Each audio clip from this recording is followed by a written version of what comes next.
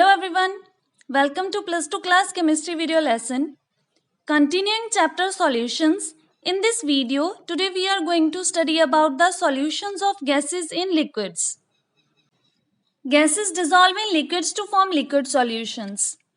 Generally, gases that are easily liquefiable are more soluble in a solvent. For example, carbon dioxide is more soluble in water than oxygen at a given temperature. Oxygen dissolves in liquid to a very small extent, about 5 to 10 milliliter per liter of water. However, even this small quantity can sustain aquatic life. The dissolution of gases in liquids is an equilibrium process. At equilibrium, the rate at which gaseous solute molecules escape the solution equals the rate at which the molecules re-enter the solution. An increase in pressure results in more molecules of the gas striking the surface of the liquid and entering the solution in a given time. Therefore, at high pressure, more gas dissolves in a given volume of liquid than at lower pressures. This proportionality of the solubility of a gas to pressure was first proposed in 1800 by William Henry and is known as Henry's law. The law states that at constant temperature, the solubility of a gas in a liquid is directly proportional to the pressure of the gas. Dalton, a contemporary of Henry during the same period, concluded independently that the solubility of a gas is a function of its partial pressure. If the solubility of a gas is expressed in terms of the mole fraction, then the statement of Henry's law becomes: the mole fraction of a gas in a solution is proportional to the partial pressure of the gas over the solution. However, most commonly used version of Henry's law is: the partial pressure of the gas in vapor phase P is proportional to the mole fraction of the gas X in the solution. Mathematically, it can be represented as P is proportional to X or P equal to KH multiplied by X, where KH is the Henry's law constant. Further, if you plot a graph between P, the partial pressure of a gas in vapor phase, and X, the mole fraction of the gas in a solution, then you will get a straight line passing through the origin with its slope equal to KH. The graph also shows that as P increases, then X, that is the mole fraction of the gas in a solution, also increases.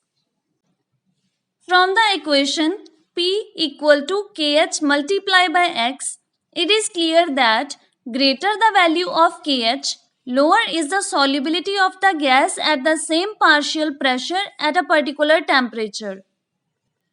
The values of Henry's law constant KH for some common gases in water as a solvent are given in the table shown here.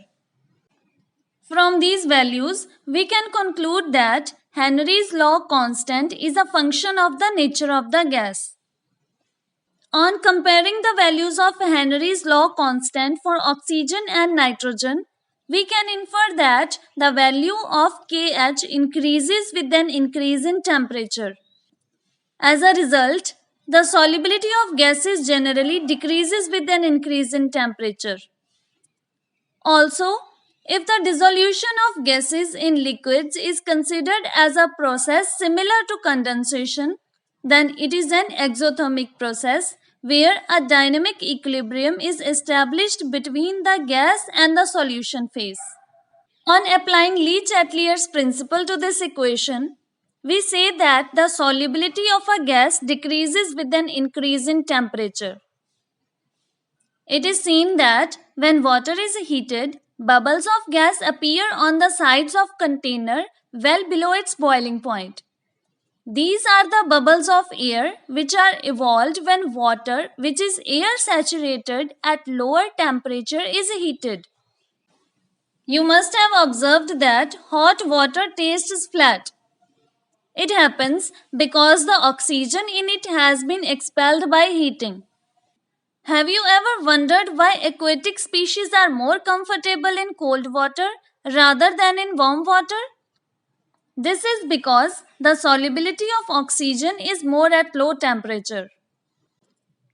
Let us now study about some important applications of Henry's law in the industry as well as in biological solutions.